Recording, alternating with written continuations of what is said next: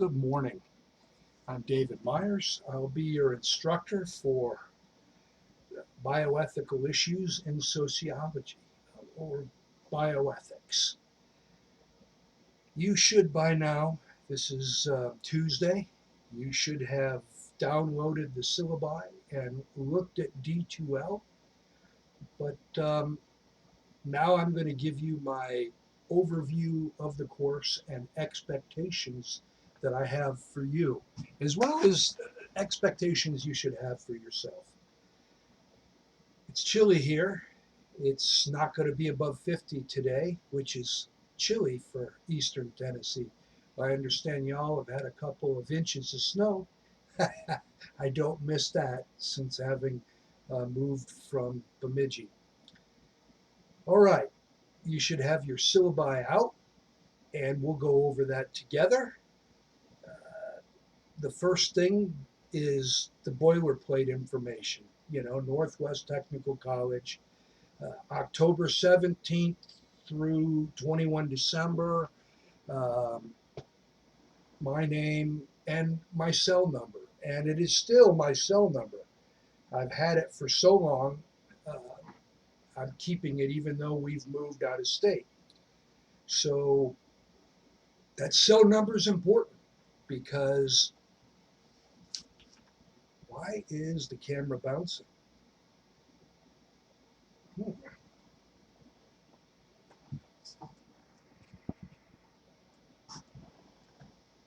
Okay, I don't think it's bouncing anymore.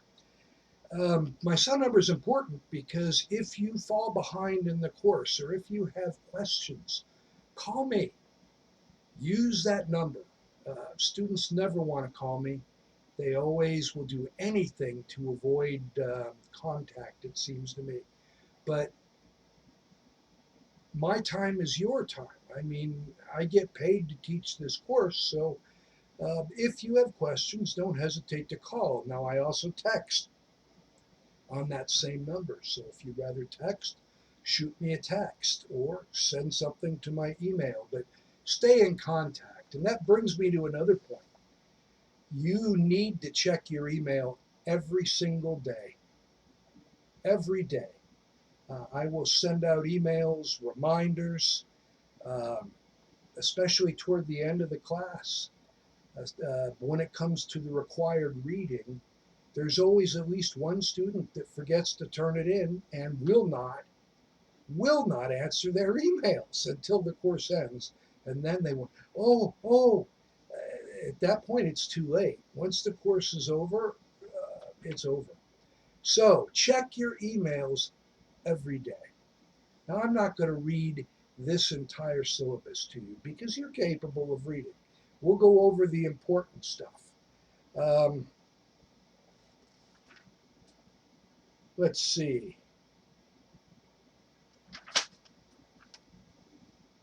There's an ADA statement, Americans with Disability statement. Um, it's important. If you have a disability, let me know, and we can work around that disability. There's also the number for the accessibility services. Methods to assess competence. Required reading, objective examinations, case studies or cases for evaluations, and the discussion boards. That's it. That's how I measure your grade. This class is worth 100 total points. What you see is what you get. So we'll talk more about each element in just a minute. But for right now, this is the course textbook. You need the course textbook. If you don't have one, you need to get one. You can order it on Amazon, you can rent it. There's a bunch of different ways that you can get it, but you must have it. This is the fourth edition. The course is set up for the fourth edition. Tomorrow, I will be getting the fifth edition, which came out in June, and I'm going to look at it. And if you've got the fifth edition, it probably works just fine. Uh, The third edition will work, but you're going to need to look at the pages and make some adjustments. But it's set up for the fourth edition. This is the one that you should have. I've had a student already say, "Do I need the textbook?" Well, yes, you need the textbook. It's available at the bookstore, I'm told. And again, order it on Amazon. I ordered yesterday the fifth edition, and it will be here tomorrow. So I have uh, 3 chapters on the website, but they are the third edition. Again, just make some adjustments, but I will not scan chapters 4, 5, 6, 7, 8, 9, or 10. I've scanned 3 chapters into, and that's all I'm willing to do. That's all I'm legally allowed to do. So, yes, you need the textbook. Now we're going to talk about course assignments. Discussions are worth 30 points. This class is divided up into 3 sections. You're not going to go over the entire textbook. In the textbook, there are 11 chapters. We're only going to do the first 9 chapters. So each section is 3 chapters. Section 1, 1, 2, 3. Section 2, 4, 5, 6. Section 3, 7, 8, and 9. So that's how the course is divided up. But discussions for each section, each student will begin at least 2 threads, 2 original posts, and you will respond to 4 others. So for each section, you are required to make 6 posts as a minimum. If you make 3 original posts and 6 responses, that's wonderful. But I'm only grading 2 and 4. So anything in addition to that is wonderful. Your minimum posts are 6. Now you have to read all the posts. You have to. Students will always tell me, "Well, I didn't know I had to." Listen, it's written in the syllabus. I'm telling you here, and it's written in huge letters in D2L. So you have no excuse to tell me that you didn't know. Um, that tells me that you have very little invested in the course, that you haven't looked at anything that you're supposed to look at. So you get the extra 4 points from doing the reading. What I do is I take the total number of posts, divide it, and that determines, say there's 110 posts. What I do in that case is if you read 1 through 20 posts, you get 0 points. If you read 21 through 40, you'll get 1 point, and so on and so forth. So, discussions, they do not have to be written in any particular format. And I don't care what you write them on, just something in the section that jumps out and piques your interest. Anything. Um, so there you go. Discussions. The second thing is exams. Now, I'm not going to lie to you. These examinations are difficult. Um, each exam is worth 10 points. So there's a total of 30 possible points for exams. Now, I don't want you all worried about the exams, even though they're difficult. The reading is difficult. Um, I don't want you worried about that. What I want you to focus on is trying to learn something from the chapters, trying to pick something up. So there are practice tests. Each practice test covers 1 chapter. So for section 1, you'll want to take practice test 1, 2, and 3. You could take them as many times as you want.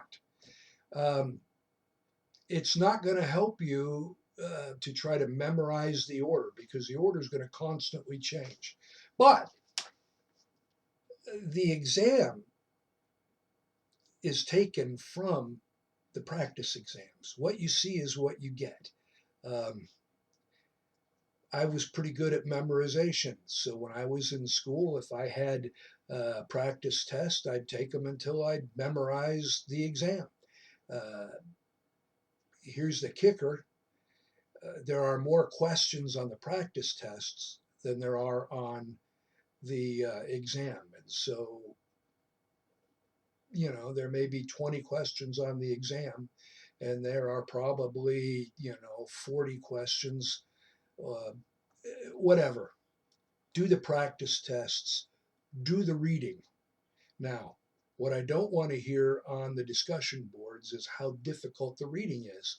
Listen, this is a philosophy course. It's worth 3 points, and it's a college course. So the reading is supposed to be difficult. Welcome to college. However, you don't have to master the material. You just have to read it. At the end of the course, you are going to write a 1-line required reading report and place it in the appropriate folder. And it's going to say something like, I, Kellen Winslow, have completed 80% of the reading, and you will get 8 points. Be honest, this is an ethics course. Now, I have to tell you that whatever you write down, I don't question. So if you say you completed 20% of the reading, you get 2 points. Now, I've had to bring this up ever since a student said that they completed 20% of the reading. I gave them 2 points and they threw a fit. Well, I was honest. I should get full points. I should have just cheated. Well, they put that in writing and sent it to me, and I sent it to the dean. And the dean was not impressed that they thought they should have cheated. And so what you write down is what I give you. I don't question the fact, well, did you really do the reading? So be honest. And the reading report is worth 10 points. That's an entire letter grade. So if you forget to include it, oh my goodness, um, you've just dropped yourself an entire letter grade. And I figure if you get a D in this course, I do not give you the D. You give the D to yourself. I don't like giving D's and F's. Um, I really hate it, but I've had to come to grips with it. And over the years, I've been teaching this course since 2006. Over the years, I have just had to tell myself that it's not my fault. Uh, Unlike a lot of instructors, I go out of my way to send you reminders. In the end, I'm practically begging, sending these emails, please turn something in. Um, that's not my responsibility. I will continue to do it, but um, your grade is on you. And so put the time and the effort in. Don't forget the reading report. And then cases for evaluation, which is also worth 30%. In the table below on your syllabi, you will see actually your syllabus. In Latin, syllabi would mean more than one syllabus, and syllabus is singular. Isn't that interesting? But the cases for evaluation. All right, you look at section 1, chapters 1, 2, and 3. In chapter 1, you have argument exercises. In chapter 2, you will find cases for evaluation. You can choose to do either one of those. There's nothing for chapter 3. So you have to pick either chapter 1 or chapter 2.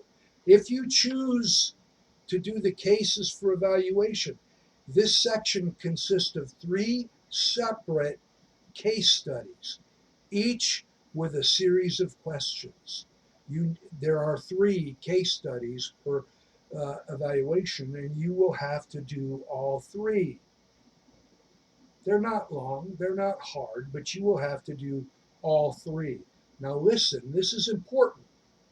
You must turn in a minimum of 4 pages.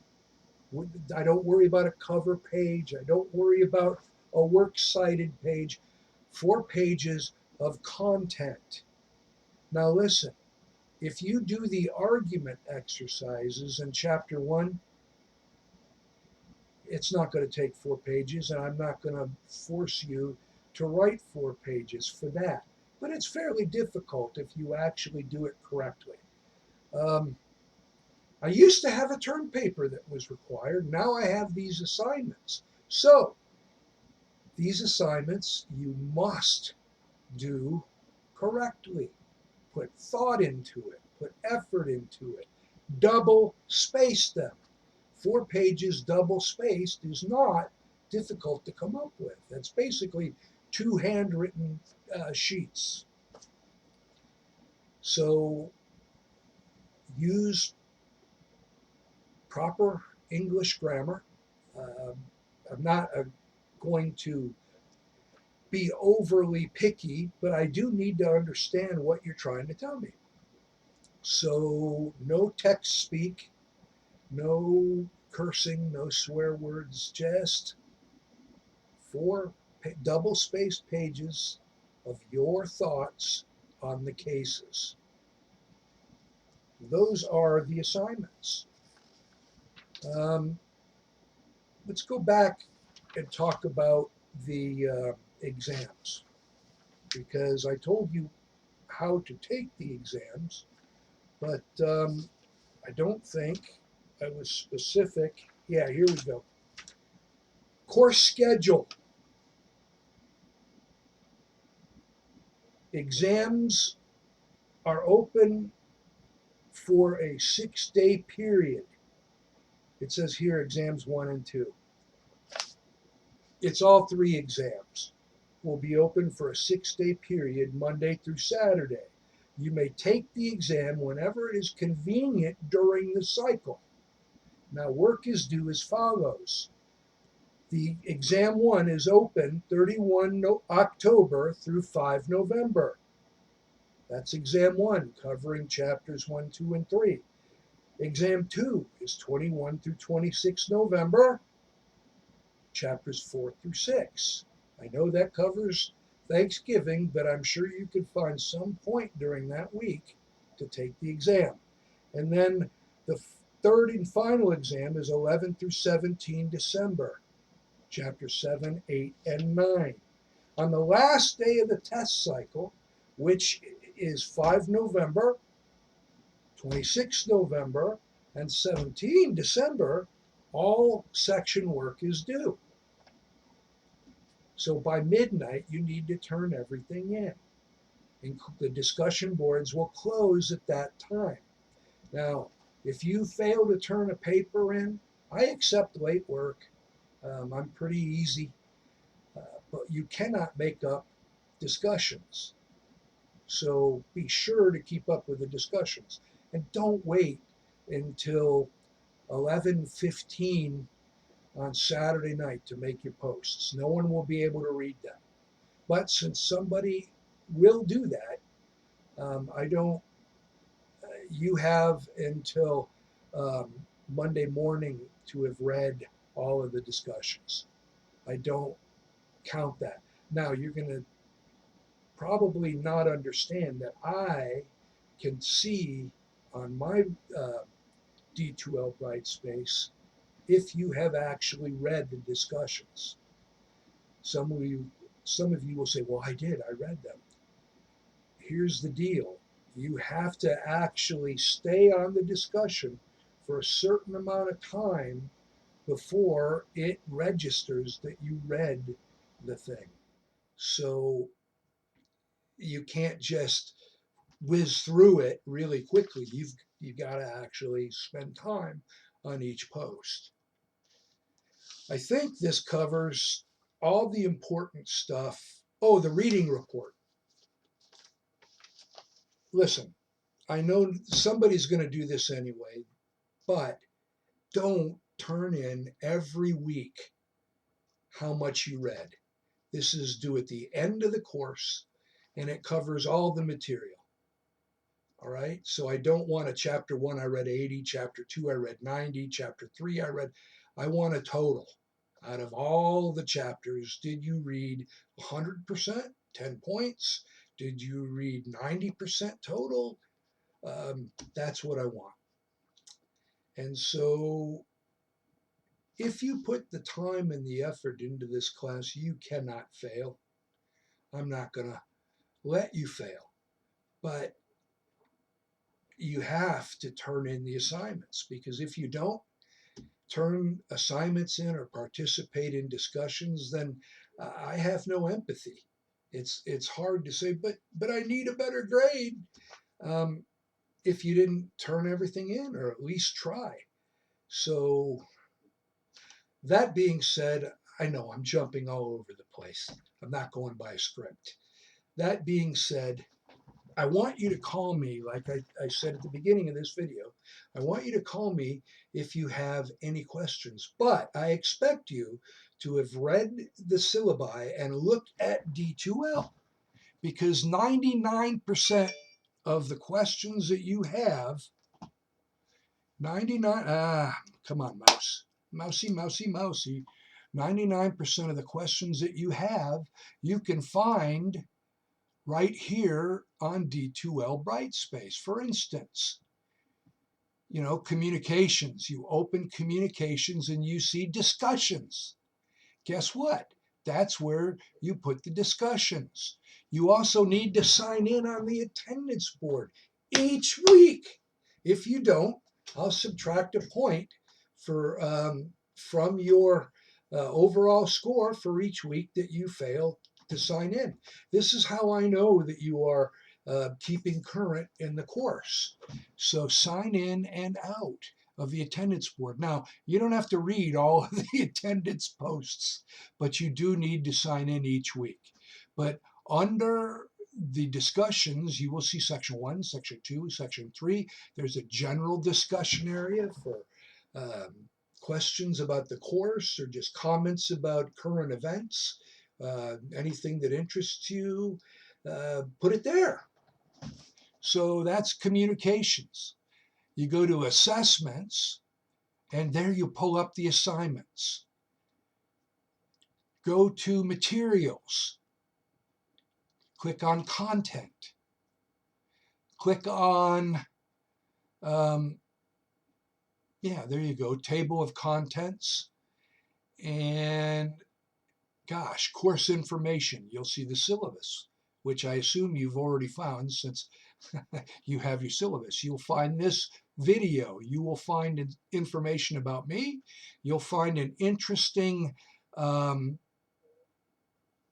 Monty Python's Argument Clinic.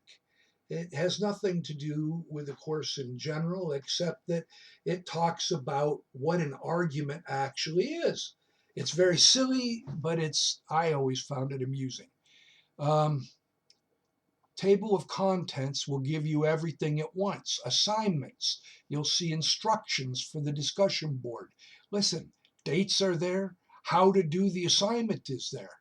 Instructions for the cases for evaluation. Everything is there. Instructions for extra credit. Goodness gracious. But somebody will say, well, how do I do extra credit?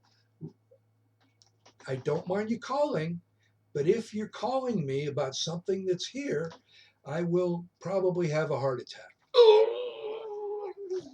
And you don't want that. You don't want to be responsible for me having a heart attack. And then PowerPoint presentations. If you look at the PowerPoint presentation, and if you do the reading, and if you do the practice tests, goodness, you are going to blow this class away. If you don't do well on the exam, then do the extra credit. What I do for the extra credit, say you get a 40 on the exam, do the extra credit and I give you a 70. Um, I don't have a problem with giving a C, and you shouldn't have a problem with accepting one. I know a lot of you are nursing students, and you feel like I have to have a perfect score. You don't. You don't have to have a perfect score, but you can have one. Say you get a 86 on the exam. You do the extra credit, and I raise it up to a 90. Now, an A is an A. If you get a 90, I would not do the extra credit because I'm not going to raise it for you. I mean, a 90 is an A, and an A is an A is an A, whether it's 99 or 90. So I really want you to get something out of this class. I love to lecture. I would lecture for each chapter like I do for ethics, except this is a case study course. And without the back and forth between us, it just doesn't work. If you have specific questions, I wouldn't even mind doing a Zoom class if you wanted to. I'll do it one on one if you have questions. If a bunch of you want to have a class session, I'll be glad to do it. I do work.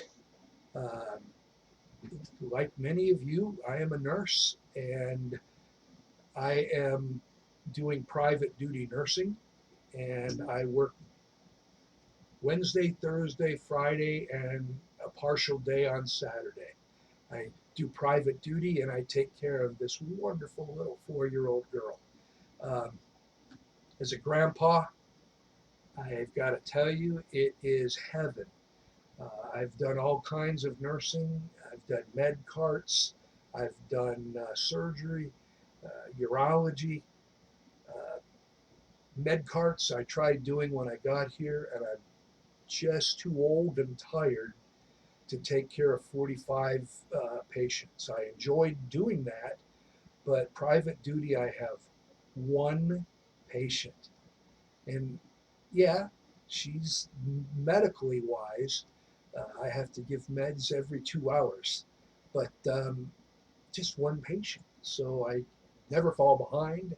I don't get stressed. And well, if you're in nursing school, I know you want to make the big money, and so you're going to be working the nights and the med surge, and that's fine.